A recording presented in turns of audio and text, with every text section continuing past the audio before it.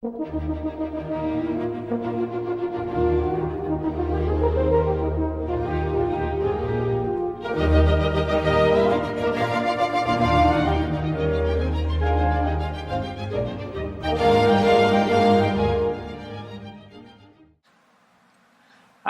welcome to Faculty Time. This is the show where we drink tea and talk about interesting and useful approaches that are happening right here at the Western Campus.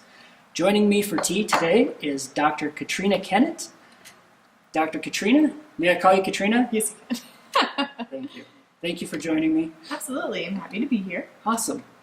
One of the things I've gotten from you in our conversations is that you are trying to find this balance between having the right amount of structure in your class and then allowing students enough wiggle room to figure things out for themselves and try to tackle those hard problems on their own. All right, so one of the ways that I'm still working on this one, so it definitely hasn't been figured out, but I think it's a very important question, is how to help students organize their own time. So I usually am doing this through a reading plan, right? And I say, here are the course textbooks, right? I pick them, I have reasons for picking them, etc. You need to read them, okay? But my question is, like, how and when are you gonna, some on the how, but more when are you gonna read, right? And so I'll say, make your reading plan. And it is fascinating. So I say, make your reading plan in a calendar that makes sense to you. Right? I'm like, we'll consolidate it later, but make it like, so some students will use Google Calendar and put everything on there, they'll put their stuff out, and they'll just print the Google Calendar. Some students will take a Word document and so forth. And really the hard work, like, it sounds like an easy ask, right? It's just make a calendar, but the hard work is that they need to preview the texts. They need to look at how the chapters are like divvied up. They need to think about, am I going to strategically read only one book and then another book and another book? Am I going to try to overlap them? Right? So there's some really hard work here that they're going to need to do someday as teachers. Right? That is an authentic task. Right. But it's an uncomfortable one for them. Because when was the last time that they were like K-12, and then even in a lot of college courses, they're given their reading plans, right? And so I really like it as sort of a push out of the nest too, to say, oh yeah, no, I'm excited for you to bring what you're reading into our course. So how are you going to do that? Like, how are you going to set yourself up outside of class to really fruitfully and creatively engage in class? And so one question teachers immediately ask me is like, well, hold on, then how do you have conversations if everybody's reading different things? Right. And I'm like, excellent question. Because there's a fallacy, there's also a fallacy of like, I've assigned homework and everybody's read it and understood it, right? There's a fallacy there that like just by controlling the reading plan, you now control the conversation. But what I get to say is like, what are you bringing? So then the ask becomes, what are you bringing into class for students? What are you bringing in? And then what we do is we run ed cafes, and ed cafes are like, if you've ever been to an ed camp, or if you've really ever been to a conference, right? A conference, right, has your session schedules and speakers and so forth. An ed camp is structured so that it still runs like a conference over the course of the day, but the sessions are created in the first half hour of the day. So from like 8:30 to 9, everybody's standing there drinking their coffee or tea and eating pastries and consolidating and making the schedule, okay? And then you get to choose what sessions you go to, just like you would at a conference, right? So I had gone to a few of these, was so energized by like the ideas that I was getting and the questions I were asking, and I said, how do I bring this into my classroom? So we do ed cafes. And the way it runs is that I say every student needs to run, call it 4 ed cafes in our block. Okay, so you need to run 4 of them. We'll figure out and schedule when. But when you run an ed cafe, it's about a 15-minute conversation, and there's multiple happening in the room at a time.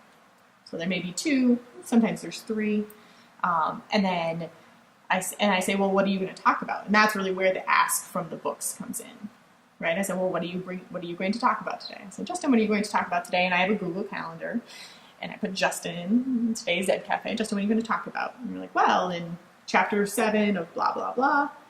And what's really lovely about this now is that maybe you've read up to chapter 7 in that book. Somebody who joins your group hasn't even read that book yet, but they're getting a preview to the ideas. They're annotating in their book. They're seeing some of the questions. They're making connections to what they're reading, right? They're having these fruitful professional discussions based on what they've read and what you're bringing to the table. So I, as a professor, I'm like, I don't mind if you're all reading at different paces and different books, because I know that these books are going to talk to one another, right? Mm-hmm. And I know that you're going to read all three as we go through the course itself, right? But my ask to you becomes not, did you read last night, but what are you bringing? Like, what are you contributing to our class when you lead these conversations? And so that's a much more fun ask. It's a much more interesting ask, I find. And we run these ed cafes, so maybe we'll do one session of them, right, where there's 3 people talking, 2 or 3 people, depending on the math. Or we might run 2 sessions in a day, in a course period. And that becomes that, I don't know, 15, a half hour, 45 minutes. Because after a discussion, I might say, like, Justin, what was something you're taking away from your conversation, right? We weren't all able to be here. You had a really fruitful conversation. I had to eavesdrop a little, right? But what would you say? And I ask each group. And then we do round 2. And then we move on for the rest of the day, right? So it takes up, I don't know, call it 45 minutes of a class period. And I use the Google Calendar to keep everybody's schedules organized, and people will write in their topics the night before often as we get going. So I won't even have to type it. I'll say, oh, Justin, up on the board, we have it projected. It looks like you're going to talk about chapter 7. Would you say just something very briefly more, right? And then everybody goes and runs their conversations. And so when I'm thinking about the architecture of a course, right, I'm thinking about the technologies that come in and the practices that I really want students developing in their time with me. Mm-hmm. I'm thinking about agency and autonomy and really putting the onus for their own learning on them, right? Because when they make that reading plan, there are nights they give themselves off. I'm like, good, that's great. Do you want to read all day on Saturday? Do you always teach swim lessons on Thursday so you don't read Thursday nights? Okay. Right? You need to make those decisions for yourself, and we all get to benefit from those decisions. And if you're not reading, it becomes really apparent in those conversations because you kind of fumble through, and people don't want to come to your conversation because you don't have a lot to contribute. And that was going to be my next question. I could imagine listening. It sounds really interesting, but then listening, I can imagine other faculty saying, "Well, that's great, but we're basing our activities and our mm-hmm. use of precious class time mm-hmm. on the assumption that students are going to do all of their reading and are going to mm-hmm. prepare for all of this." I mean, they make that assumption anyway, even when they make their class time. Right, that's true.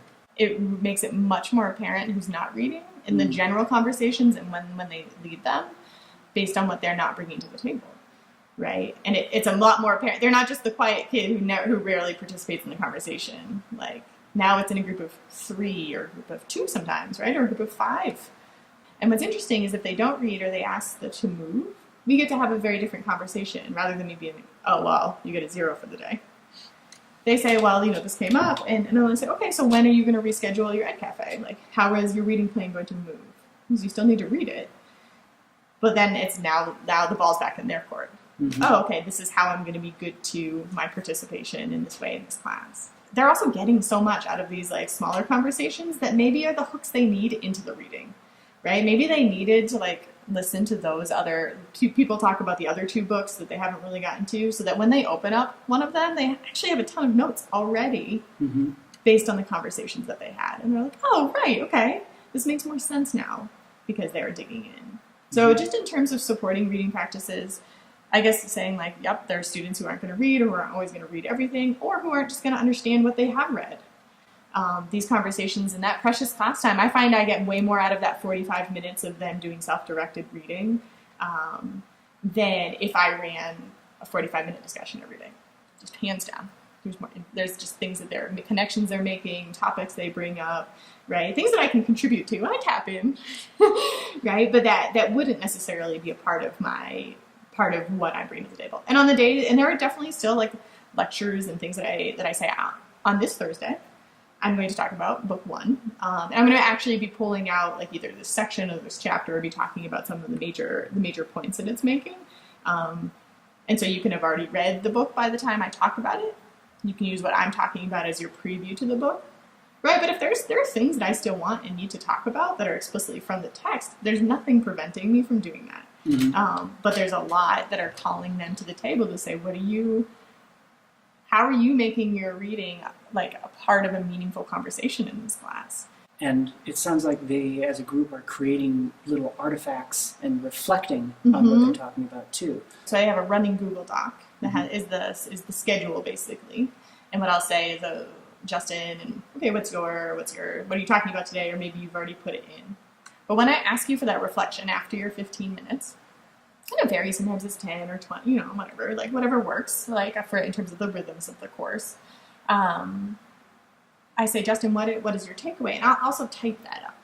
So then we get this huge running document of the entire like block course of all of the different ed cafes that they've participated in, what people have said, connections. So somebody will say, oh, have you heard about that article? Like, there's an article about that, blah, blah, blah. And I'll hyperlink right in the document, right? So it becomes this, it starts out as a shell, as this architecture of like, this is what reading looks like, and this is why.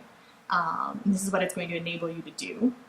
And it becomes this really rich and robust, like, clickable, like document that shows the work that they've done over the course of the block.